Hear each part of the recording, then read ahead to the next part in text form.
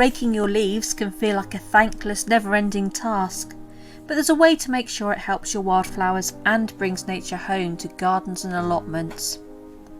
By composting, you can create fabulous plant food for the areas it's really needed, such as feeding your fruit and veg, while keeping it away from your wildflower area, where decomposing leaf litter can encourage more robust plants to crowd them out. Even better, an accessible compost makes a fabulous home for our wild friends. Compost can get really warm and is a welcome food source for a wide range of invertebrates. Worms, beetles, slugs and snails aid decomposition by chewing down your compost. These in turn make a fantastic food source for one of our favourite garden visitors. The hedgehog will help to control the numbers of invertebrates and loves a nice cosy compost for winter hibernation.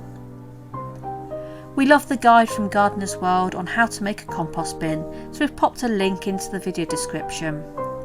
So now it's over to you. Just grab a rake and a family member to help and get composting for nature.